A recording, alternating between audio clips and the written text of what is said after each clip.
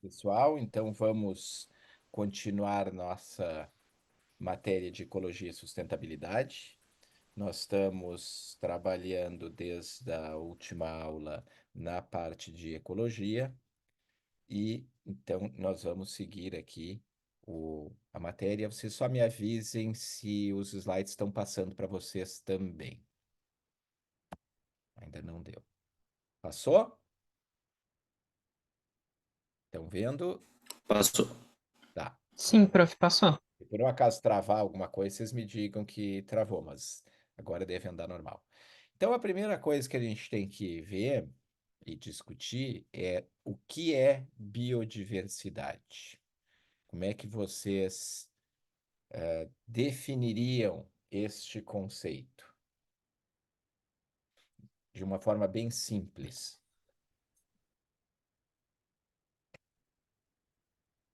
É uma pergunta. Pode falar, Isabela. Eu entendo biodiversidade como a somatória dos fatores referentes à riqueza de espécies da região em si, da comunidade, no caso, a ecoabilidade das espécies, o quanto tem de uma em comparação com as outras, e, putz, prof, eu sei que tinha outra, mas eu esqueci, agora eu não tô com as minhas anotações por perto. Tá bem, tu deu um conceito até já mais complexo. A resposta que eu quero que vocês entendam, que ela é bem mais óbvia do que o teu, que já foi mais elaborado, é biodiversidade nada mais é que diversidade de vida, né? Biovida, diversidade de vida. Agora, entender esse conceito que aí tu já aprofundou em outros aspectos relacionados à biodiversidade, tu foi um pouco além, é que são outros 500, certo? Então, a diversidade de vida, ela pode ser medida de várias formas.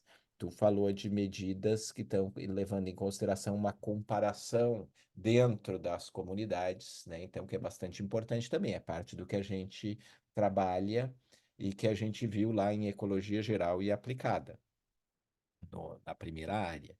Mas então tem N formas da gente medir essa biodiversidade e e também formas em termos da amplitude geográfica dessa biodiversidade. Nós podemos, deixa eu só até ver meu próximo, tá, tudo bem. Aí nós vamos depois ver os níveis de biodiversidade. Nós podemos, por exemplo, falar em biodiversidade a biodiversidade mais ampla em escala geográfica ou espacial que a gente pode usar, qual seria? A biodiversidade de que espaço geográfico? Terra.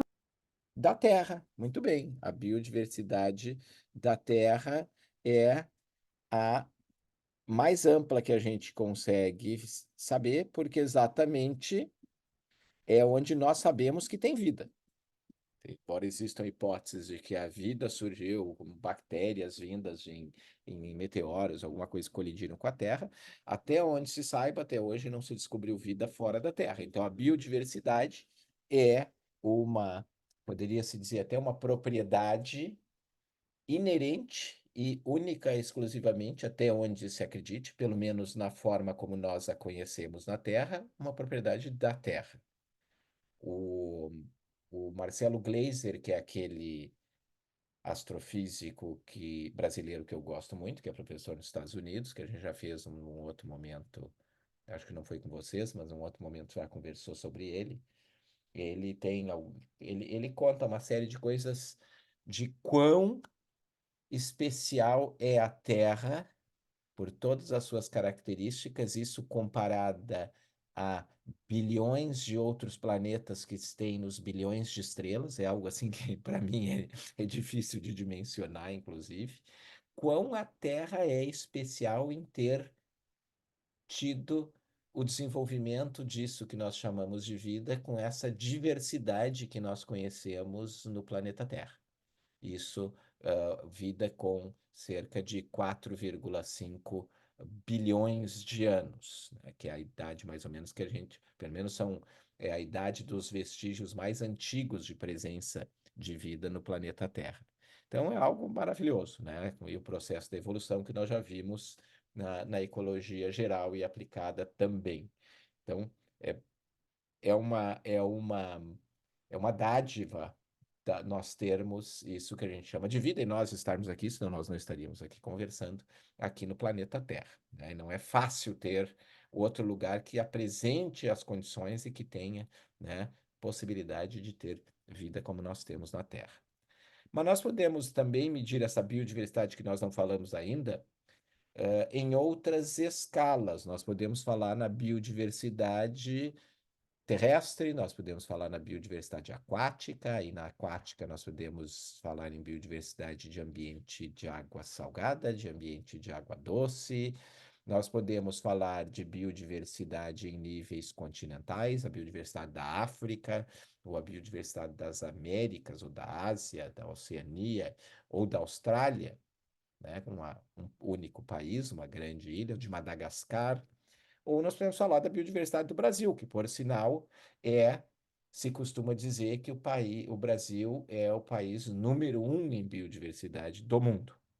Nós somos um país grande, com dimensões continentais e com uma diversidade de biodiversidade em seus diferentes níveis sem igual no resto do planeta. Então, nós, nós vamos ver na sequência que algumas, né, eu vou comentar para os níveis dessas biodiversidade e quando a gente vai mais especificamente, o Brasil pode não ser o número um no planeta, mas nós somos segundo, terceiro, quarto em boa parte deles. A nossa localização geográfica tropical favorece isso também. Então, o Brasil é tipo o número um em biodiversidade do mundo.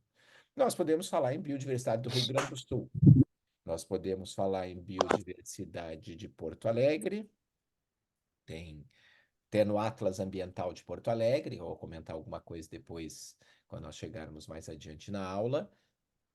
Quando falarmos de valor da biodiversidade, eu vou comentar um pouco até do editor do Atlas Ambiental de Porto Alegre. Nós podemos falar de biodiversidade do bairro Partenon, nós podemos falar de biodiversidade do campus da PUC. O campus da PUC tem uma biodiversidade. Nós podemos ir refinando e indo para. Vocês estão vendo que nós estamos diminuindo a dimensão desse espaço geográfico, e nós poderíamos chegar até a falar em biodiversidade da sala de aula. Claro que não seria uma biodiversidade fechada, porque a sala de aula é dinâmica, ela entra e sai pessoas e tudo mais, né? E outros seres vivos. E nós poderíamos falar até na biodiversidade do nosso organismo. Nós temos biodiversidade no nosso organismo ou não? O que vocês acham? Temos?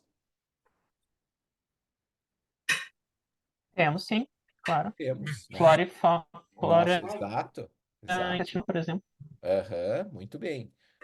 Eu costumo mexer que, inclusive, por isso que às vezes o jogador de futebol que vai lá bater um pênalti, faz um fiasco, bate horrivelmente mal para fora a bola, ele diz: Nós erramos o pênalti, porque, claro, né? Claro, não, não é claro, é uma forma que eles usam, mas eu poderia dizer que sim, o indivíduo, qualquer indivíduo de ser vivo é nós, porque.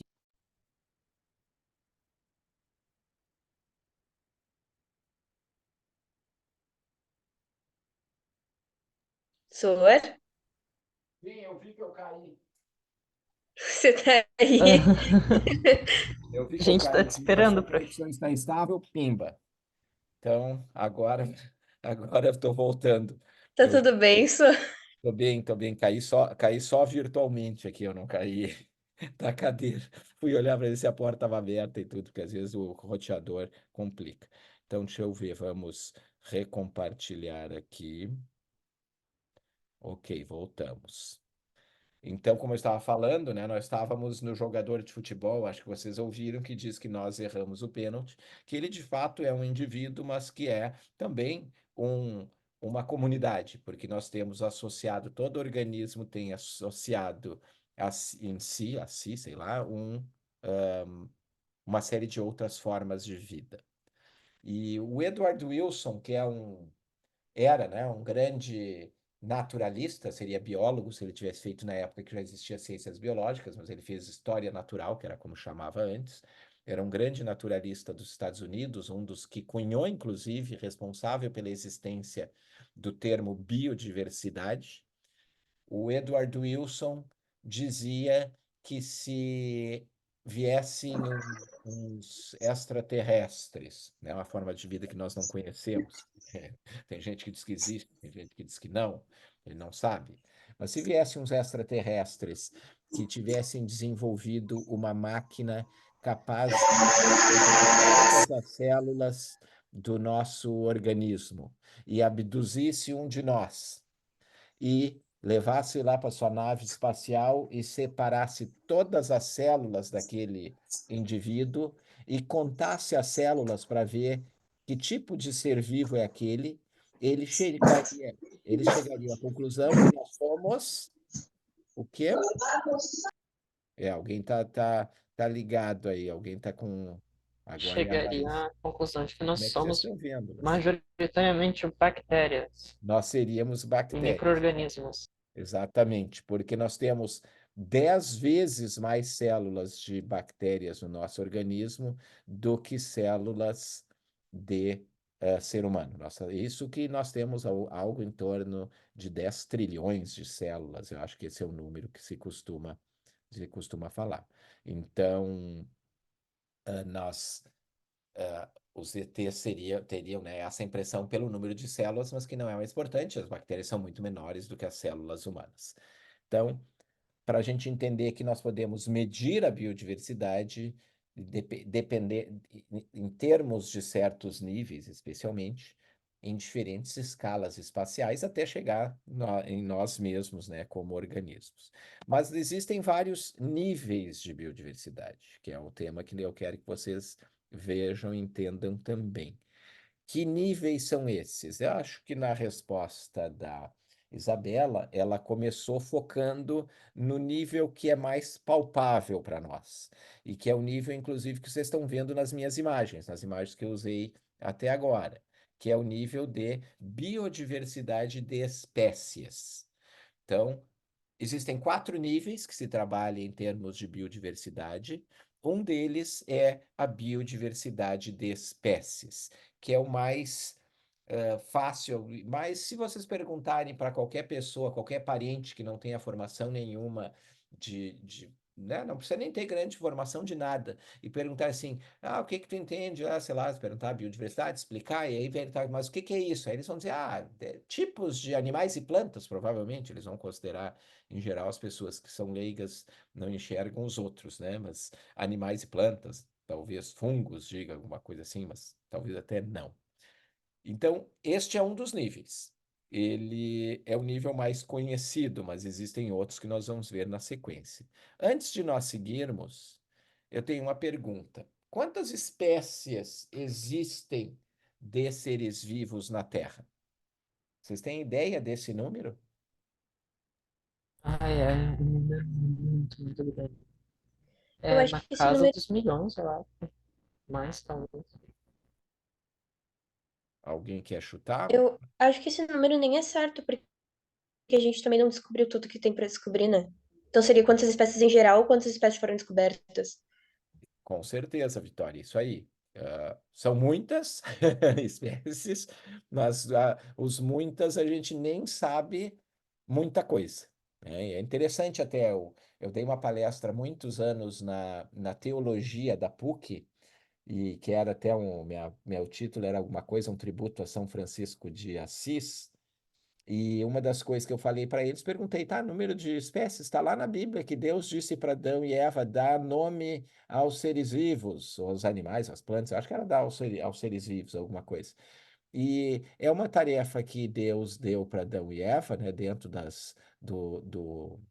das questões do cristianismo e que até hoje não se terminou. É uma tarefa incompleta e que talvez, muito provavelmente, até diria, certamente, nunca se terminará. Né? Tamanha é essa diversidade e a complexidade de se avaliar isso. Então, vamos ver o que que nós sabemos sobre isso. Existe, não considerem muito a figura, os números da figura, porque esses números estão defasados. O importante é saber assim, que são mais de 2 milhões de espécies já descritas pela ciência, então é bastante, 2 milhões de espécies não é pouca coisa. Destas, quase metade, ou talvez metade, são insetos. Dos insetos, não sei se dá para se inferir ou imaginar alguma coisa que talvez seja pelo interesse de determinados linhas dentro da entomologia de se conhecer mais besouros, né? Coleóptera. O que se sabe é que cerca de 80% dos insetos descritos no mundo são coleópteros, são cascudos, besouros cascudos. E, inclusive, há 30 anos atrás, mais ou menos, um pesquisador americano foi para Costa Rica, pulverizou um determinado número de árvores da copa da floresta, na copa, né? Pulverizou assim até a copa de uma quantidade de árvores, não eram tantas árvores assim, da floresta na Costa Rica, que é uma floresta bastante rica em biodiversidade, botou lençóis brancos embaixo para ver o que ia cair, e só de besouros ele parece que identificou 1.200 espécies, sendo 1.000 desconhecidas da ciência. Então vejam a diversidade que tem só pulverizar, eu até acho que eram 12 árvores, era alguma coisa assim. Então, uma riqueza absurda. Como é que se sabe isso? Porque coleópteros, assim como aranhas, parece que é a mesma coisa, e outros grupos, a genitália masculina e feminina tem uma determinada morfologia que só encaixa a genitália masculina na genitália feminina, que tem, tipo, chamam chave fechadura. Então, às vezes, descreve uma espécie só baseado na chave e às vezes só baseado na fechadura, porque acha tipos de estruturas que não combinam com o que se conhece de chaves ou que não se conhece de fechaduras. Então, com isso, há uma descrição muito grande de espécies que são simplesmente desconhecidas pela ciência. Imagina pulverizar, sei lá, 12 árvores e descobrir 1.200 espécies de coleóptero. Imagine se pulverizassem todas as árvores da floresta amazônica, que obviamente não é nem desejável, porque nós não queremos que mate os insetos e os outros animais de lá, mas a diversidade que nós não temos. Vírus, na época dessa figura, só existiam 4.000 conhecidos, tem muita coisa de vírus e bactérias para se conhecer, são microscópicos, muito mais difíceis de se analisar.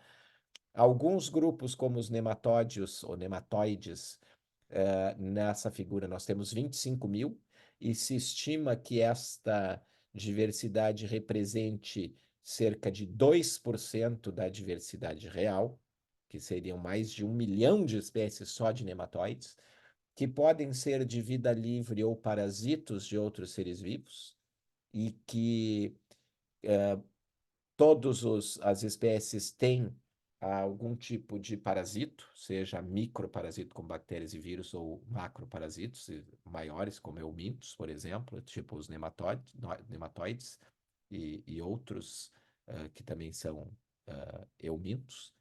E então a diversidade é algo assim, né, muito maior do que esses 2 milhões de espécies. A gente já respondeu essa pergunta, isso é tudo? Absolutamente não. Uma estimativa conservadora, baseada em levantamentos de espécies em florestas tropicais e recifes de coral, que são as regiões terrestre e aquática mais ricas em biodiversidade de espécies do planeta, se estima de forma conservadora que existam não apenas 2 milhões de espécies, mas quase 14 milhões de espécies. Então, veja, inseto seria 8 vezes mais. Nematóides aqui está só 400 mil, mas tem outras fontes que falam em 1 milhão de espécies. Então, muito provavelmente, são muito mais do que essas 2 milhões. Só chamar atenção que eu tenho algas e protozoários aqui entre aspas, porque algas e protozoários hoje em dia são ah, termos, vamos dizer assim, genéricos que englobam grupos que não são monofiléticos, ou seja, eles não são necessariamente parentes mais próximos e que no passado se classificava como um grupo que tinha uma origem comum. Hoje em dia já se sabe que não, que Essa protozoários bosta do e caralho. algas Consegui. são Eu tenho junções pegado de um soco em grupos cima de mim, filho da parafiléticos. puta. Mas consegui, amo. Outros autores chegam a falar em 30 milhões de espécies, e eu acho que era o Edward Wilson que falava em 30 milhões, ou 100 milhões. Alguns falam em 100 milhões. Se me perguntasse o que que eu acho, eu diria que com certeza é mais do que esses 14 milhões. Eu acreditaria mais para 30 ou entre 30 e 100, eu acho que seria melhor, um chute melhor, porque se vocês pegarem no vaso de vocês 1 centímetro cúbico de terra, que é tipo 1 centímetro por 1 centímetro por 1 centímetro, um torrãozinho, e vocês fizerem uma análise de micro-organismos ali dentro, a diversidade é uma coisa impressionante. E nós continuamos descobrindo espécies, mesmo de animais maiores, até hoje. Né? Hoje em dia, com as novas técnicas de biologia molecular, inclusive, tem tipos de organismos que a gente acreditava que era tudo uma coisa só e que hoje em dia se sabe que são muitos. Um bom exemplo é o Tarsius, que é aquele intermediário dentro da linhagem dos primatas, e que se acreditava que era uma única espécie que existia, e depois eles começaram a estudar e viram que a vocalização e o período de atividade de bichos que estavam numa mesma floresta era diferente e que eram espécies distintas, que morfologicamente olhando assim, não se consegue identificar que são coisas distintas, mas tem períodos de atividade diferentes e tem vocalizações diferentes e não, né, não se misturam, vamos dizer assim. Como exemplo, não poderia deixar de trazer um pouquinho da diversidade de espécies dos animais com os quais eu trabalho, né? Não necessariamente os prosímios, como são esses. Este aqui é o Tarsius, esse coisinha aqui. Este aqui é o aiai, que é um animal interessante, nós falamos lá na diversidade filogenética, ele é um bom exemplo de diversidade filogenética, porque ele é um prosímio, mas este bicho é a única espécie de toda uma família, que é o Dalbentonia madagascariensis, o aiai. O João Gabriel conseguiu entrar na carroça. Então, assim, nós temos uma diversidade, né, grande de espécies. Essas espécies ocorrem algumas, a maioria dos prosímios vão ser encontrados na, os lêmures, né, são encontrados apenas em Madagascar. Aí nós temos uns outros que já são encontrados na Ásia, os lórises, társios, vão ser encontrados na Ásia, e na África continental alguma coisinha também, eu acho que de lóris a gente encontra. E fora isso, não tem em nenhum outro lugar. Aí depois nós temos os primatas, né, os macacos do Novo Mundo, que são os nossos das Américas, que por muito tempo a gente achou que eram 16 gêneros, hoje em dia já aumentaram para, eu acho que nós estamos atualmente em 22 gêneros, nem lembro direito quais são, eu teria que pensar. Este gênero aqui bem do canto era Calicebus, esse continua, esse não, esse aqui agora é Plecturocebus, tem o Calicebus ainda e tem o Queracebus, que é um outro, então um gênero que tinha muitas subespécies numa época, depois viraram só 3 espécies, essas 3 espécies com estudos moleculares, são cores diferentes muitas vezes também, com estudos moleculares disseram que não, que são realmente entidades distintas biologicamente, e hoje nós temos 35, no mínimo, espécies desses 3 gêneros. Então a gente vai conhecendo e vai aumentando, né, o nosso a diversidade de espécies que a gente conhece. O bugio ruivo nosso aqui, o bigodeiro, que é um dos meus preferidos, e esse do cantinho aqui, que é o leãozinho da taboca, que eu devo ter contado uma história para você, senão em algum momento eu vou contar, que é um bichinho que tem muito pequenininho e que pesa, quando adulto, 120 gramas. É aquele que tem, vocês já talvez tenham visto foto dele, um filhotinho dele só na cerda da escova de dente. Então é um bichinho muito interessante, muito bonitinho, muito pequenininho.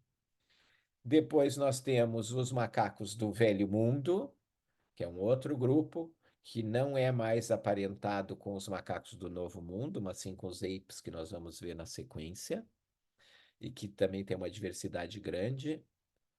E, por fim, nós temos os apes, que são os símios, dos quais nós pertencemos. Aqui no canto tem uma foto minha, menos jovem. Essa foto eu acho que eu tirei faz quase 20 anos já. E onde nós temos o chimpanzé, gorila, bonobo, o orangotango, gibão e não tem o do sinfalango aqui, que é uma outra espécie aparentada com gibão. Então, que são os nossos primos, né? Esse é o grupo ao qual nós pertencemos, que são primatas que não têm rabo. Em inglês, nós em português costumamos chamar tudo meio de macaco, né? Aqui o certo seria chamar eles de símios, esses aqui. E em inglês, se vocês chamarem de monkeys, eles não vão entender que vocês estão falando de um chimpanzé, porque em inglês o termo é ape. Esses todos aqui são apes, eles não são monkeys, como se usa em português. Continua se descobrindo espécie, então esse trabalho aqui é de 2012, mas mostrando muitas espécies novas, incluindo esse micro camaleãozinho aqui. Tem que cuidar para não chegar muito perto, senão a gente periga aspirar ele com o nariz, de tão pequenininho que ele é. Espécies grandes, como um lagarto de Komodo, que também, com dados moleculares, se identificou que o que se achava que era uma espécie única, na verdade, é mais de uma espécie, então, pelo menos duas espécies. Aquela raposa voadora, uma espécie de tipo gralha que tem nos Estados Unidos. Então, a diversidade, diversidade de espécie, a gente está sempre conhecendo, fazendo revisões, revisões, revisões. Por que que acontece isso? Porque, na verdade, depende das nossas ferramentas, né, do que nós temos para explorar essa diversidade, ver a semelhança entre essas linhagens. O que se usa hoje em dia de conceito é que uma espécie é uma linhagem evolutivamente independente, então, que não está em contato com outras linhagens, às vezes são semelhantes, mas estão distintas, separadas geograficamente, e dependendo do histórico dessa separação, pode-se considerar como espécies distintas. E então, assim, o que nós temos, essas classificações que a gente faz, são classificações humanas, baseadas na nossa capacidade de conhecimento, mas que a natureza não conhece. Tanto não conhece que tem espécies que são bem aparentadas e que não conseguem reproduzir, daí vem aquele conceito antigo biológico de espécie que seriam organismos de linhagens que, quando hibridam, se nasce o filho, né, o filhote, a geração produzida é infértil, e isso não se aplica mais, o conceito filogenético atual não considera isso. E nós temos um caso aqui que eu também talvez já tenha comentado com vocês, aqui no Rio Grande do Sul, por exemplo, um contato relativamente recente, estima-se que começou há cerca de 2.000 anos, quando a expansão da Mata Atlântica para oeste encontrou as matas de galeria do Pampa, e os bugios ruivos entraram em contato com os bugios pretos. Então, a expansão desses dois tipos de florestas se encontraram e tem no Rio Grande do Sul uma zona de contato, onde tem em alguns lugares as duas espécies. E nós temos evidências moleculares de indivíduos que têm, inclusive, aparência misturada, né, com cores, a cor é meio misturada de bugio preto e bugio ruivo, e com evidências moleculares de que sim, há uma mistura, aquele indivíduo não é puro, não é nem preto, nem ruivo, ele é uma mistura de preto com ruivo. E isso acontecendo ao longo de várias gerações. Então, tem F1, F2, F3, tem muitos híbridos. E, inclusive, genes de bugio preto foram encontrados por uma pesquisa do professor Sandro, com os dados que, né, dos alunos do laboratório dele, encontraram genes de bugio preto, que a gente diz você fala introgressão, não sei se é introgredido em português, mas na população de bugio ruivo teoricamente pura de Santa Maria. Então, algo bastante interessante, mostrando que essas distinções que a gente faz são dentro do nosso, né, são também artificiais. Então, é importante vocês entenderem isso. Aí nós vamos para o segundo nível, que na verdade é o nível mais inferior, que é a biodiversidade genética. Se nós estivéssemos todos aqui com a câmera aberta, nos olhando, ou na sala de aula nos olhando, nós íamos ver que nós somos todos seres humanos, mas que somos todos diferentes, porque nós somos compostos de uma forma diferente. E se nós fôssemos todos irmãos dos mesmos pais, nós teríamos uns mais parecidos com os outros, mas a menos que nós tivéssemos gêmeos univitelinos, muito certamente nós conseguiríamos saber todo mundo quem era quem. Só se nós tivéssemos gêmeos univitelinos, e que são daqueles, né, que nem nada ao longo desses anos de vida tenha feito, um ter uma cicatriz que o outro não tem, um é mais magro, outro é mais gordo, outro é mais alto, mais baixo, sei lá, alguma coisa tenha mudado, nós íamos, né, era bem possível que até esse momento a gente até conseguiria identificar características, talvez um ia cortar o cabelo mais curto, outro ia deixar mais longo, sei lá. Nós íamos conseguir identificar. Por quê? Porque nós somos diferentes. E aí também, se um único casal pode ter uma combinação de trilhões de filhos com composições genéticas diferentes, baseado no tamanho do nosso genoma, né, o nosso número de cromossomos e tudo mais. Aí, voltando para o número de cromossomos, os bugios ruivos e pretos, por exemplo, têm número de cromossomos diferentes. E então é incrível que até com número de cromossomos diferentes eles conseguem hibridar. Então, para que serve ou como é que de onde veio essa biodiversidade genética, né? Então, as mutações são a fonte de diversidade genética. E, e essa mutação, então, é o que faz alguma coisa saiu diferente na transcrição lá e não foi inviável e o indivíduo segue em frente. É a única fonte de inovação, como a gente viu já na primeira área também, de novo material. Aí, fora isso, nós temos a recombinação, como, né, de um pai e de uma mãe, que tem a ver com a reprodução sexuada. Então, o Bob Esponja lá, as esponjas reproduzem por divisão. Então, faz brotos da mesma coisa, são iguais, iguais. E então teoricamente, né, são clones. Eles estão, a não ser que tenha alguma coisa de mutação ali, em algum momento, por alguma razão, sei lá, uma influência ambiental até, nós temos que todos vão ser iguais uns aos outros. Na hora que nós temos a reprodução sexuada, nós temos essa recombinação no processo reprodutivo e cada indivíduo da prole vai ser diferente. Qual é a importância disso? Por que isso é importante? Aqui eu tenho um exemplo de gatos por seleção artificial. As pessoas foram selecionando gatos, características de gatos mais de desejo das pessoas. Então, pode ser tanto uma característica em termos, que às vezes pode vir junto, mais peludo, menos peludo, mais orelhudo, cor tal, tudo que é característica que a gente possa ver que seja herdada né, os filhos herdam dos pais. Então vai selecionando, eu quero esse, eu gostei dessa, eu vou reproduzir esse aqui, com aquele outro que tem a mesma característica. E aí vai, então, levando para a seleção dos alelos que definem aquelas características. E aí a gente tem as raças que nós produzimos artificialmente. A evolução faz isso à medida né, que ela seleciona genótipos, né, que obviamente vai estar selecionando em cima do que os alelos fazem de, em termos de diferentes desafios. Pode ser, por exemplo, a resistência a uma doença, como nós falamos lá na primeira área. Ó, a minha conexão está estável de novo, mas não caí dessa vez. Então, como nós vimos na primeira área, que nós podemos ter, então, assim, a, a própria Covid fez uma seleção.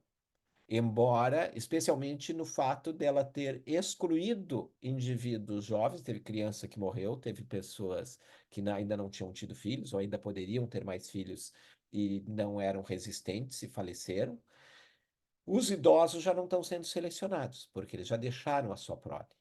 Então, tem que ser, né, essa influência, essa seleção é importante antes ou durante o período em que o indivíduo ainda está reprodutivo. Mas a importância, então, dessa diversidade genética, desse polimorfismo, de ter indivíduos com diferentes composições genéticas, é que, no caso de uma variação ambiental, de uma novidade no ambiente, ou de uma coisa extrema, até vou contar um caso agora para vocês, que está acontecendo nesse momento lá na América Central, talvez e no Norte, porque México é América do Norte, talvez vocês tenham ouvido falar, ela vai selecionar os indivíduos que estão aptos a resistir àquele desafio, que pode ser uma Covid, né, um SARS-CoV-2, como pode ser a onda de calor que está acontecendo no sul do México e países vizinhos. Vocês sabem disso? Alguém ouviu falar? Eu ouvi falar, mas não me aprofundei no Então, assunto. estão morrendo bugios, estão morrendo tucanos e psitacídeos, principalmente esses que eu ouvi falar. Estão morrendo assim, caindo como frutas das árvores, supostamente de sede, num período que já um dos lugares lá no México teve temperatura de 47 graus centígrados, com sensação de mais de 50, e os animais estão morrendo. Eles estão sendo selecionados. Não sabemos se vai ter alguma variabilidade ali de algum indivíduo que tolera desidratação por mais tempo e que agora as pessoas até estão dando água para eles, botando água nas árvores e coisa assim. Então, isso é uma novidade que não acontecia e que não tinha esse tipo de temperatura lá, é uma consequência também da emergência climática que nós estamos vivendo, vamos falar dela daqui a pouco de novo, e que seleciona genótipos diferentes, já que alguns não toleram, são menos resistentes e outros são mais resistentes. Então, ter variabilidade genética é muito importante para enfrentar os desafios ambientais do futuro, que nós não sabemos quais são e quais. Caí de novo, acabei de ver que eu caí de novo. Então, deixa eu voltar a compartilhar. Vocês ouviram o milho? Eu estava no milho ou ainda não Não, estava no milho? Não, não ouvimos, não ouvimos. Não, estava aqui, É, Tava. sim. tava aí. mas o México e os bichos morrendo, vocês ouviram. Sim, Sim, sim. ouvimos. Sim, isso Tá, a gente ouviu. tá. Então tá. Então eu acho que foi quando eu fui para o milho não gostou. Então, isso são tipos de milho crioulo, como se chama, tudo plantado junto e que saem essas espigas assim, né? Cada espiga de uma cor, uma combinação, uma coisa, uma loucura, porque tem variabilidade genética aqui dentro. Né? Quando nós temos o monopólio que os grãos são todos de uma firma que são resistentes a não sei o que, aos pesticidas em geral, e tem uma série de uma seleção específica para um mercado específico, a gente perde essa variabilidade genética. E aqui nós temos um bom exemplo de quão sério é isso. Quão sério é esse tipo de coisa. Vocês já ouviram falar que, acho que há uns 30 anos atrás, nós tivemos com sérios problemas na produção, na produção de arroz em escala mundial? Provavelmente não, acho que a gente nem ficou sabendo. Eu aprendi esse caso lendo exatamente esse livro quando a gente traduziu alguns capítulos, né? Traduzimos o livro aqui pela Artes Médicas. Então, acho que uns 30 anos atrás, esse vírus do gênero tenuivírus começou a comprometer a produção de arroz em escala mundial e se tinha medo. Peraí que eu estou lendo aqui. Eu não sei se é verdade, mas é possível que sim, que tenha. Ah, por causa de um fungo. Da banana nanica está sendo desaparecendo por causa de um fungo. É possível. Eu acredito que sim.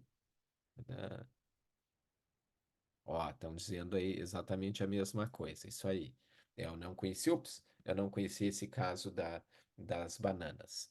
Então, o que que aconteceu? O vírus, esse vírus começou a comprometer a produção de arroz, que é uma base importantíssima da dieta do ser humano, né? Na Ásia, a gente come muito aqui também, mas na Ásia é assim, um alimento super, super importante.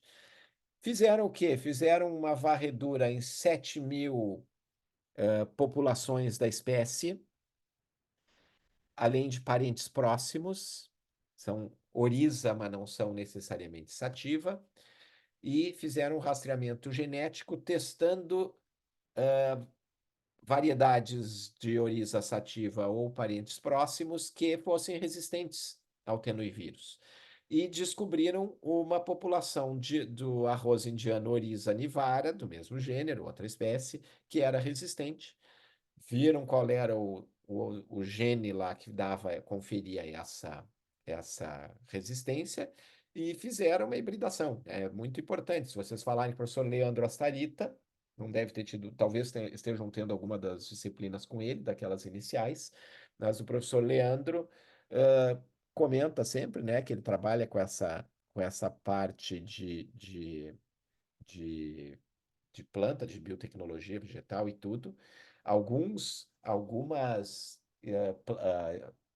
alimentos que a gente usa, como por exemplo batata, tomate, quase todos os alimentos que a gente usa, com o tempo eles são tão melhorados, tão, né, um endocruzamento, vamos dizer, são todos tão semelhantes, tão parecidos que com o tempo eles começam a perder o que se chama de vigor, eles começam a não dar certo mais. E aí eles precisam ser resgatadas, a variabilidade genética deles precisa ser resgatada com a mistura com genes de populações ainda mais selvagens ou até de parentes próximos. E hoje em dia se faz isso, inclusive, pela transgenia. Você pega um gene de um lá, joga lá para dentro e faz com que ele varie, que tenha uma propriedade importante de resistir a alguma coisa. E só se encontrou nesse arroz indiano, né? Imagina 7.000 testes, pelo menos. E o problema é que, por exemplo, este arroz indiano provavelmente hoje em dia está extinto na natureza. Então, se tem, claro, a amostra desse arroz lá naqueles bunkers que tem na Noruega, eu acho, lá no meio do gelo fundo, um lugar super protegido, que tem tudo que é tipo de coisa que já se usa ou se usou de alimento, né? Uma segurança contra as próprias coisas que a humanidade está fazendo na natureza. Então, lá deve ter esse Oriza nivara, mas na natureza talvez ela não exista mais. Aí nós vamos para um outro nível, que é Então, nós temos a biodiversidade de espécies, antes a biodiversidade genética, que está dentro das espécies, e que faz essa diferenciação na capacidade de adaptação dos indivíduos. Aí nós temos a biodiversidade de espécies, e agora nós temos a biodiversidade de ecossistemas ou processos ecológicos. Qual é a importância da biodiversidade de ecossistemas ou processos ecológicos? Que aqui nós temos representada como os principais biomas que nós temos no Brasil. Então, Pantanal, Caatinga, Cerrado, Mata Atlântica, floresta com araucária, mangues, ambiente marinho. Então, é que as espécies evoluem, desenvolvem as suas características como a gente conhece hoje, por conta de que elas estão se moldando e evoluindo nos ambientes com determinadas características. Se nós tivéssemos aqui no Rio Grande do Sul espécies, vamos dizer, vamos imaginar uma coisa assim fictícia, que boa parte das espécies do Rio Grande do Sul tivessem características de precisar de períodos de seca, não é o caso, porque nós não temos esse ambiente assim, mas agora nós estamos passando e vamos entrar cada vez mais em períodos de chuvas intensas. Então, as espécies teriam problema para se adaptar. Mas esses ambientes diferentes, com diferentes condições físico-químicas, são exatamente o, o ambiente abiótico que seleciona indivíduos com características diferentes, e às vezes são de uma mesma espécie, que ao se isolarem em biomas diferentes, até com o tempo viram espécies distintas, adaptadas àquelas condições ambientais. Então, essa é a importância dos ecossistemas e dos processos ecológicos, porque é exatamente nesse nível que existe esse processo de seleção. As espécies todas do processo de seleção, a não ser quando nós fazemos a seleção artificial, que é o homem manipulando e escolhendo o que ele quer, nós temos que a esmagadora maioria da biodiversidade que nós conhecemos, mesmo de espécies e genética, ocorre dentro dessa diversidade de biomas e de ecossistemas que se encontra na natureza. E aí nós estamos numa biodiversidade, né, num nível mais assim alto, assim, nós estamos vendo algo mais para cima, que o Brasil também é riquíssimo, porque nós temos muitos biomas e dentro dos biomas nós temos ecorregiões com características bastante distintas. Isso faz com que a gente tenha essa heterogeneidade do ambiente abiótico e, consequentemente, vira uma heterogeneidade do ambiente da comunidade biótica que se adapta àquelas condições, que faz com que o Brasil seja o número 1 de biodiversidade do planeta. Aí nós vamos para o último nível de biodiversidade, que é um nível de biodiversidade considerado em relação apenas à espécie humana, que é a biodiversidade cultural.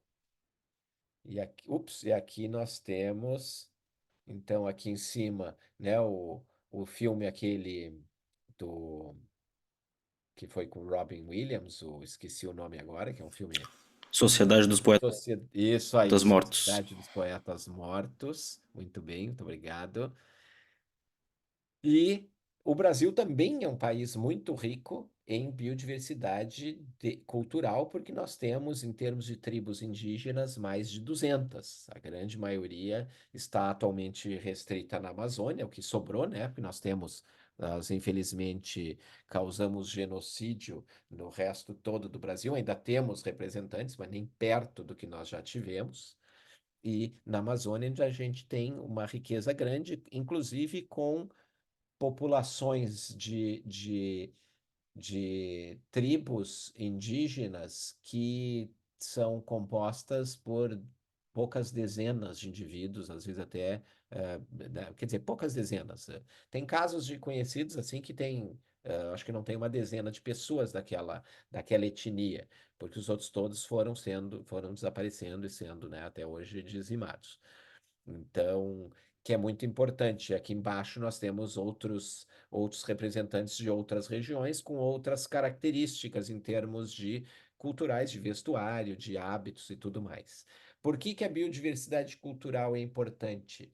Porque ela e muito importante para a ciência da conservação e para, né, para nossa coisa de ecologia e sustentabilidade. Porque essas etnias que evoluíram e que se mantêm em determinadas regiões, eles são os que melhor conhecem a biodiversidade. Eles é que têm a informação, eles que detêm como se usar aquela biodiversidade, até como se tirar proveito dessa biodiversidade, como nós vamos ver em seguida, que é um dos valores que a gente considera da biodiversidade, né? Que é é um valor egoísta em termos antropocêntricos, mas é importante porque na hora que nós reconhecemos o valor dessa biodiversidade, nós conseguimos respeitar essa biodiversidade. Lembrem lá, né, da pandorga da degradação ambiental e daquele ditado que a gente não conserva, a gente não ama o que a gente não conhece e a gente não conserva o que a gente não ama. A ordem era invertida, mas é por aí. Então, a biodiversidade cultural é muito importante, né? E eles que têm, né, esse conhecimento que muitas vezes vem de centenas de anos, às vezes em outras regiões, milhares de anos, né? Ou regiões onde, na África, por exemplo, o conhecimento é de muito tempo, porque foi onde o homem surgiu. Já nas Américas aqui, se nós chegamos aqui a 30 mil anos, talvez seja mais ou menos isso, talvez até seja mais, mas aí nós temos esse contato com essa biodiversidade há menos tempo, mas mesmo assim é muito mais tempo do que a nossa sociedade moderna, que está mais afastada dessa biodiversidade. E aqui nós temos, então, uma diversidade de rostos e vestuários e pinturas e até não tem ninguém aqui das nossas populações tradicionais com aqueles adornos de boca, orelha, né, que ficam bem diferentes, mais diferentes ainda do que esses que a gente está vendo aqui. Não tem ninguém de cocar aqui, por exemplo. Ah, não, tem uma ali. Esse aqui também, um cocarzinho ali. A gente costuma falar em biodiversidade cultural e para o nosso interesse o que vale é exatamente a biodiversidade cultural humana, para nosso propósito. E na antropologia se costuma dizer que a biodiversidade a cultura é exclusivamente humana e que não pode ter relação com alimentação, embora a maior, a maior parte da nossa cultura está sempre, de uma forma ou outra, relacionada com nossos hábitos alimentares também. Aqui nós temos um exemplo de cultura em chimpanzés. Esse tipo de catação que eles estão fazendo chama hand clasp grooming, que os dois estão se catando, um levanta o braço do outro e eles catam o sovaco do outro ali, ou as costas, a lateral, o lugar que onde o outro não enxerga, e a gente vê que tem ali do lado 3 ou 4 pares fazendo a mesma coisa. Isso é uma característica cultural. De um lado do rio, uma população que está de um lado do rio faz esse tipo de catação, os do outro lado do rio nunca surgiu essa inovação. E eles não têm. Então, não tem nada a ver com subsistência, é uma questão social, é uma questão de relacionamento, tem a ver com higiene, mas assim, não tem a ver também com a questão de alimentação e teria muitos outros exemplos de orcas com vocalização, aves que fazem ninhos de forma diferente em diferentes lugares da mesma espécie, né? Então tem muitas demonstrações de cultura nos animais também, só para deixar claro assim que nós não nos distinguimos nisso como um ser especial. Nós temos algumas coisas que nós deveríamos fazer melhor, temos capacidade para fazer melhor, mas infelizmente também não estamos exercitando bem os nossos dons. Aí nós vamos. Alguém tem alguma pergunta até agora?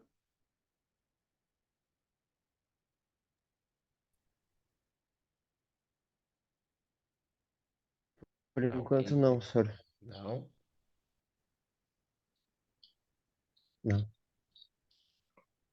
Outra questão da diversidade cultural, estou olhando aqui alguns comentários, outra questão da importância da gente reconhecer a diversidade cultural é que os valores das pessoas em diferentes populações também variam. E quando a gente quer fazer conservação, a gente precisa ter com a gente as pessoas que moram na região e entender os valores deles. Então, se chegar num lugar, qualquer lugar que seja, dizendo, não, eu tenho doutorado nisso, naquilo, estudo isso há 20 anos, e eu que sei, vocês não sabem, não vai conseguir absolutamente nada. Então, a gente tem que respeitar o conhecimento deles, aprender com eles, e é necessário que a gente tenha essa compreensão, né? Então, nós precisamos de sociólogos, nós precisamos de antropólogos, nós precisamos de um monte de gente que entende como exatamente interagir com as pessoas que estão, né, em outras realidades e que têm outros valores, porque senão nós não conseguimos nada. Tem um capítulo num livro que eu editei, que está lá no meu ResearchGate, que é Making Conservation Count, que é da Laura Marsh. Se outro momento eu posso mostrar para vocês. Ele é muito interessante porque ela conta experiências que ela teve trabalhando num organismo importante que tem ou tinha nos Estados Unidos. E, e aí ela fala que, tipo, chegar assim, se achando superior às coisas, a gente não vai conseguir nada e os valores deles são muito importantes para a gente reconhecer. Mas aí nós passamos, então, para o próximo tema. Não é? Tema agora meia hora, eu falo, é uma coisa de louco. E nós temos que meia hora para falar de valor e valoração da biodiversidade. Então, aí nós vamos, antes de eu falar do valor da biodiversidade, eu vou tentar fazer menos perguntas e seguir mais firme, sem investir muito tempo em tentar que vocês interajam neste momento. Quem quiser interagir, interaja, levante a mão aí, eu deixo falar, óbvio. Mas antes, só salientar que eu já coloquei o nosso novo plano de ensino atualizado no Moodle. Então tá lá a nova organização e tem algumas aulas que nós temos, eu acho que não é a próxima ainda, não tenho certeza, tem que olhar. Vocês têm que fazer uma leitura antes da aula, porque eu vou dar uma aula mais curta e nós vamos discutir em aula. E essas discussões vão virar um TDE lá, que vocês vão fazer também, e aí em grupo, certo? E eu estou corrigindo para quem está fazendo a outra também, do primeiro nível, estou corrigindo. Faltam poucos do primeiro TDE, que eu estou botando com comentários. Nos próximos eu vou corrigir sem comentários, porque senão eu não vou conseguir concluir nunca. Então vamos lá. A biodiversidade tem valor? Será? Ela tem valor? O que nós queremos dizer com isso, assim, valor da biodiversidade? Nós podemos avaliar este valor da biodiversidade de duas formas. Nós podemos usar uma visão biocêntrica, ou seja, com a vida no centro, ou uma visão antropocêntrica, que é a mais comum da gente ter, que nós nos consideramos o centro. Nós somos, né, como nós já vimos lá, a coisa mais importante, inclusive às vezes em termos de indivíduo, a gente se acha. Então, a visão biocêntrica, a gente vê um valor intrínseco ou inerente à biodiversidade, ou seja, o que ela quer dizer, esse valor intrínseco, é que toda vida que compartilha do planeta conosco hoje, no dia 22, é 22 hoje? Ou é 23 hoje? Acho que é 22. No dia 22 de maio de 2024, qualquer espécie que seja, ela tem tanto direito à vida quanto nós, porque ela é o resultado do mesmo processo de evolução que trouxe, né, que fez com que ela estivesse aqui nesse momento e que surgiu, né, ela é oriunda daquela vida que surgiu lá 4,5 bilhões de anos atrás, que nem nós. Então, nós não somos nada melhor que os outros, nós somos iguais às outras espécies da biodiversidade. Tem um livro de um professor de Cambridge, aposentado agora, o Robert Foley, que eu inclusive conheci ele pessoalmente em setembro de 2022, ele inclusive foi ele que me passou Covid, eu acho, inclusive. O Robert Foley tem um livro que eu sempre cito quando dou essa parte da matéria, que chama Apenas Mais Uma Espécie Única. É sobre a espécie humana, é a evolução humana que ele está falando. Então, ele já bota no título dele isso, apenas mais uma espécie única. É tipo reconhecimento do valor intrínseco da biodiversidade. Embora ele esteja falando de homem, ele está dizendo, gente, nós não somos nada melhor que os outros, nós somos apenas mais uma espécie única, como aquela barata que está ali em casa e que a gente vai querer matar, aquele mosquito, aquele gatinho, aquele cachorro que a gente tem, o passarinho que está aqui na frente na janela, ou a árvore aqui que está, né, o jacarandá que tem na frente da minha janela aqui, é apenas mais uma espécie única também. Então, tem uma diferença muito importante quando a gente considera e reconhece esse valor intrínseco como um valor mais importante, e quando a gente considera que o valor mais importante é o valor instrumental ou utilitário, que é aquele com uma visão antropocêntrica, porque esse outro considera que a biodiversidade tem valor quando ela é útil para mim, por isso que é utilitário. E nós já vamos ver que tipo de valor são esses. Então, quando nós conseguimos enxergar o valor intrínseco, que dentro das culturas, das religiões humanas no planeta, os zen budistas são os que têm o valor intrínseco mais bem estabelecido, com uma importância maior, né, em termos de religião, são os zen budistas. Aí tem toda uma explicação, que inclusive eu aprendi com uma aluna muitos anos atrás, tem a ver com reencarnação. É muito interessante a lógica, né, de por que os zen budistas são os mais biocêntricos.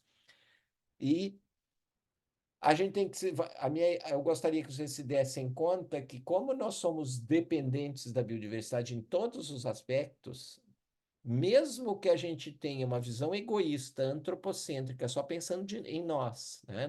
Pensando no ser humano, mas se a gente conseguir entender que nós não somos absolutamente nada, nós somos inviáveis, se nós estivermos sem a biodiversidade para nos sustentar, e nós dependemos dela, o valor biocêntrico, que valoriza todas as formas de vida, ele é o mais antropocêntrico possível, porque, tipo, se eu conseguir respeitar a biodiversidade como ela merece ser respeitada, maiores serão as chances de que a humanidade terá uma duração no planeta muito mais longa do que os nossos comportamentos até o momento têm feito, que a gente tenha, né, com o que a gente tem visto. Então, vamos ver quais são os valores instrumentais, né, com essa visão antropocêntrica. Nós valorizamos a biodiversidade porque nós comemos biodiversidade, nós vestimos biodiversidade e nós nos medicamos, ou poderíamos até dizer, de certa forma, nos drogamos, porque são drogas, com a biodiversidade. Nós não temos como nos separar dela. Aqui tem exemplos de, né, livros sobre plantas com pimentas, né, pimentosas do mundo, fontes de pimenta, que é muito usado no mundo inteiro. Cremes, coisas então de boticário e natura, fazendo produtos para de estética e beleza. Cupuaçu, que é uma fruta da Amazônia que uma época foi patenteada pelos japoneses, uma sacanagem grande, depois se conseguiu reverter. O nome, né, cupuaçu, eles patentearam. Azeite de oliva e a própria azeitona que se come e que tem grande importância para a saúde e para a prevenção de doenças. Outros tantos, né, outro livro de plantas medicinais. O próprio ácido salicílico é um hormônio de uma planta, então, né, que a gente tem a própria aspirina, é ácido acetil salicílico e outros produtos de plantas. Hoje em dia se usa, inclusive, eu vou deixar, vou tentar lembrar daqui a pouco, vou pular agora isso que eu ia dizer, estou antecipando. Aqui tem uma lista de remédios, né, de propriedades medicamentosas de coisas que vêm da biodiversidade, a grande maioria de plantas, mas pode ter coisas aqui de animais, por exemplo, veneno de serpentes, por exemplo, são anticoagulantes, assim como algumas coisas de aranhas, têm uns poderes muito importantes. Então, coisas que a gente usa no nosso dia a dia. Às vezes, alguns usam vários desses periodicamente por ter alguma condição que necessita daquela droga vinda da natureza para, né, ter uma vida melhor. Isso aqui, ó, isso aí vocês vão ter que me lembrar quando nós viermos à vida presencial, lá na aula. Eu comprei nessas férias de um museuzinho de conchas que eu visitei no interior de Santa Catarina, conchas desse gênero, do gênero Conus, que olhem ali o que diz desse Conus magus, que talvez seja até uma outra espécie, segundo o senhor lá do coisa, diz que não é a magus, não é a mais potente. Pode ser que se tenha, seja desses casos que dividiram a espécie em várias outras, mas segundo esse trabalho aqui, de o que nós conhecemos e o que não conhecemos sobre a biodiversidade perdida da Terra, as coisas que a gente ainda não conhece, essa Conus magus, que é o cone mágico, ah, sei lá, caramujo, cone mágico, alguma coisa assim, tem como é, um analgésico 1000 vezes mais potente que a morfina. Olha o que é o negócio. 1000 vezes, a morfina é um troço de forte. 1000 vezes mais potente que a morfina. Então, imaginem, né, o que não existe na biodiversidade e que nós temos muito pouco conhecimento. Outro valor importante são os serviços ecossistêmicos que a biodiversidade nos protege, nos fornece de graça. E nós estamos em aula remota, porque não só Porto Alegre, como Canoas e outros lugares, né? 450 municípios do Rio Grande do Sul alagaram, mas no nosso caso aqui mais específico, Grande Porto Alegre e Canoas, que é a maior parte do nosso pessoal mora, em parte porque, claro, teve negligência e responsabilidade do prefeito, que não fez a manutenção que tinha que fazer, não pagou para fazerem. Tem problema aí muito grande do nosso governador, que destruiu quase 500 tópicos da nossa legislação ambiental do Estado, com isso flexibilizando e permitindo a destruição de matas ciliares, de manguezais, de áreas de banhado, para tudo para o poderio econômico e plantar tudo até a beira do rio, que são exatamente as estruturas da biodiversidade, dos nossos ecossistemas, que têm por função exatamente fazer essa retenção desse excesso de água quando nós temos. Nós tivemos mais chuva do que o normal, sim. Então, parte do que aconteceu aconteceria, porque mesmo com essa biodiversidade intacta, nós ainda tivemos uma quantidade de chuva muito grande, algum problema nós poderíamos ter, não em Porto Alegre, talvez Porto Alegre nada, se tivessem as coisas funcionado como deveriam funcionar, mas Canoas, eu acredito que sim, alagaria, mas talvez alagasse bem menos se nós tivéssemos uma margem de rio com muito mais metros de mata ciliar protegida, com banhados que não tivessem sido aterrados e assim por diante. Então, também, depois, se eu achar uma, uma, uma reportagem, uma live eu esqueci o nome dele, mas o que editou o Atlas Ambiental de Porto Alegre, que é um geógrafo, professor da URGS, é excelente para entender assim como as coisas que nós temos feito na natureza estão exatamente removendo, negligenciando esses serviços ecossistêmicos que se tem de graça e que ajuda exatamente até a própria, obviamente, necessário para a parte produtiva da nossa sociedade, e acabou que a gente então teve um impacto absurdamente fora do comum, e porque nós estamos simplesmente dizendo para a natureza, não, nós não precisamos de ti, nós dependemos dela, inclusive cada vez mais, porque nós temos os ecossistemas que são a nossa proteção, né, dessa contraparte dessas catástrofes. Então, aqui, proteção de nascentes, sequestro de carbono e fixação de nitrogênio. Então, também, se nós tivéssemos mais florestas em escala tanto nossa, estadual, nacional, mundial, nós teríamos muito menos emergência climática, não estaríamos nos níveis que nós estamos de dióxido de carbono na atmosfera. Então, mais um serviço ecossistêmico. Nós temos que parte das culturas que nós consumimos, uma boa parte, acho que 80% do que nós comemos depende de polinização por animais. Então, sem os animais, a eficiência de produção de frutos, por exemplo, é muito menor.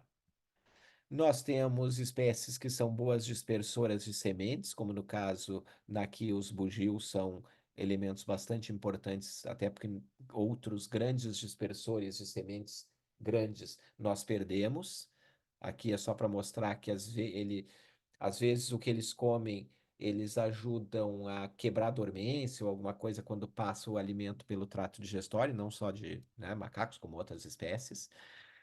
É a biodiversidade que decompõe e recicla os nutrientes que ficariam presos na matéria morta. Pode começar já até com urubus comendo carcaças e as fezes, inclusive, e já fazendo, quebrando mais aquele material orgânico em material inorgânico, como os fungos, como bactérias e tantas outras espécies que fazem essa reciclagem e não deixam aqueles nutrientes presos numa biomassa morta. Nós podemos pensar em serviços para o homem também. Quantos serviços, né? Quanta coisa aqui, como transporte, arado, o cachorro que ajuda o menino que tem problema, cachorros treinados para tratar, para guiar pessoas com déficit visual. Ali é uma pessoa tetraplégica sendo cuidada por um macaco prego. Isso é um. Nem deveriam fazer isso porque arrancam os caninos do bichinho e tudo, uma série de coisas, problema com o macaco prego, mas pode ser treinado para ajudar numa série de coisas, como tantos outros casos.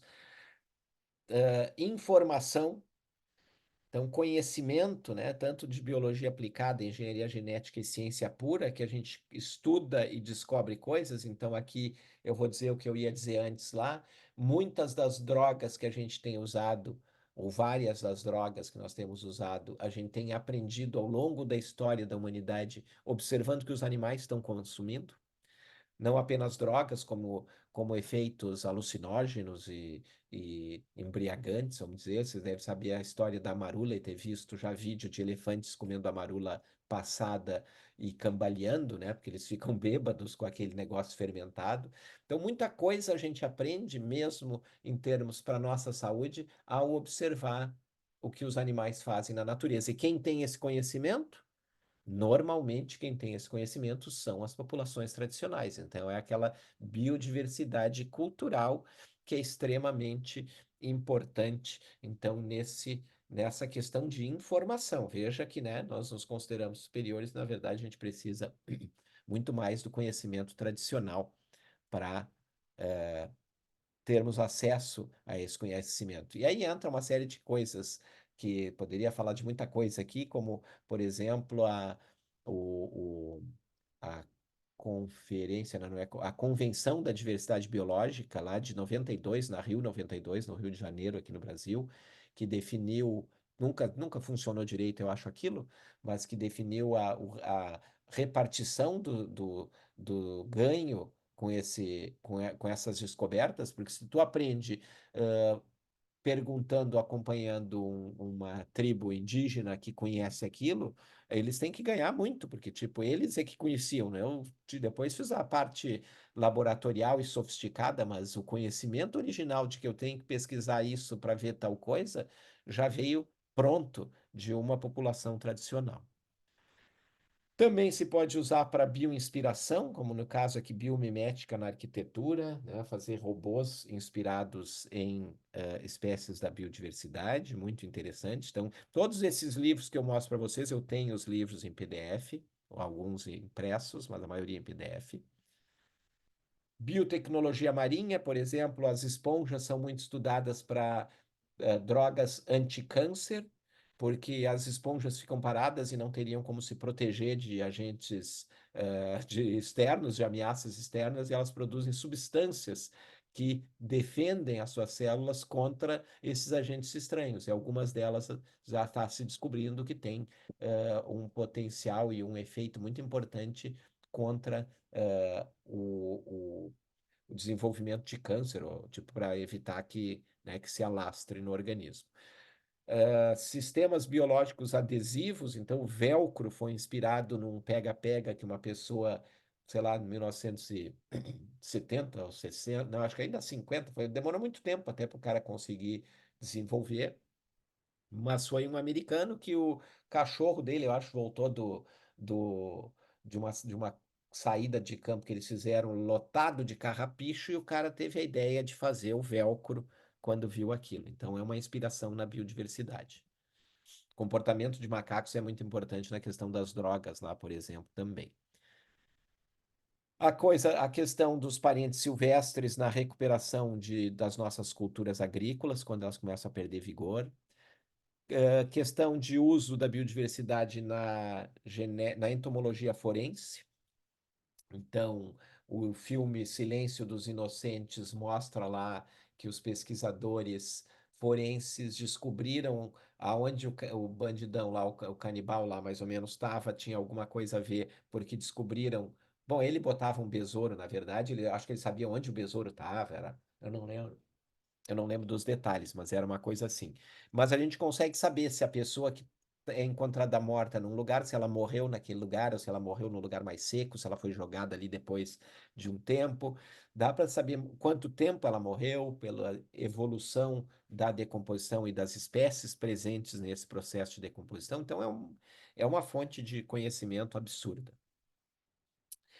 Esse é um trabalho de 2009 muito interessante, onde, quando a gente olha espécies de insetos aposemáticos, que são esses que têm uma coloração chamativa e que é para o predador aprender que ele não deve ser comido, que ele é perigoso, ele é tóxico.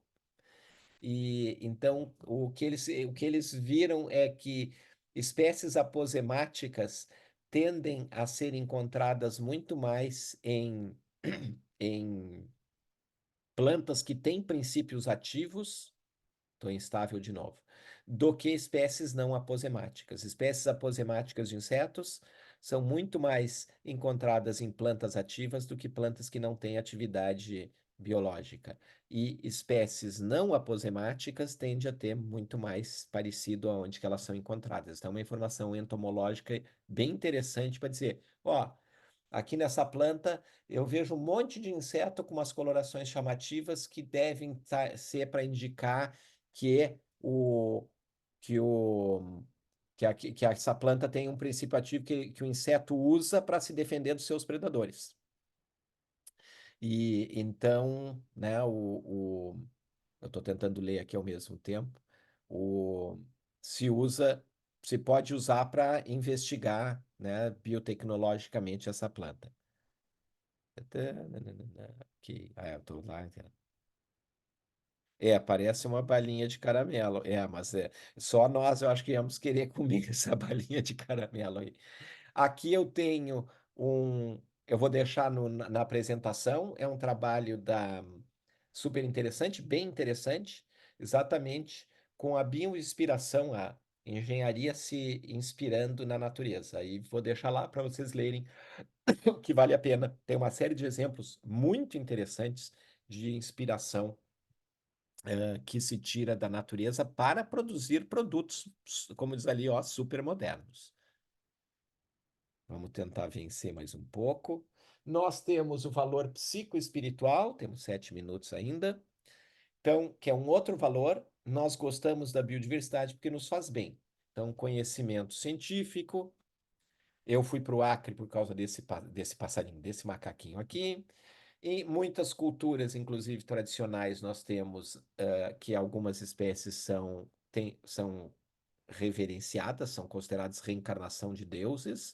Então, por exemplo, a vaca é sagrada na Índia, pelo menos para os hindus.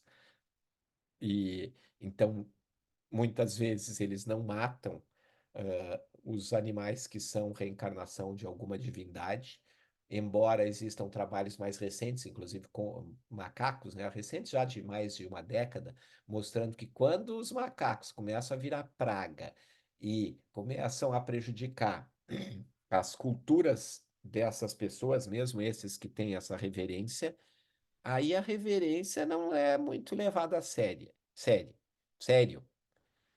Começa a ter problema financeiro, tu é já divindade, mas essa divindade está me dando prejuízo e às vezes acabam matando mesmo assim. Então, tem uma certa. Mexeu no Deus dinheiro, a coisa começa a complicar, mas muitas outras, né? Então tem essa questão importante. E a própria questão, deixa eu só ter certeza, tá? E a própria questão, né, de que também é um valor psicoespiritual, a questão dos nossos animais de estimação. Acabam de entrar aqui em casa minha esposa e minha filha, provavelmente com um gatinho novo que nós estamos adotando, que tanto me incomodou que eu aceitei. Nós temos um casal e eu não queria outro, dizer que não, que não, que não, que não. Agora toda a questão das enchentes, um monte de bichinho novo, que tá coisa.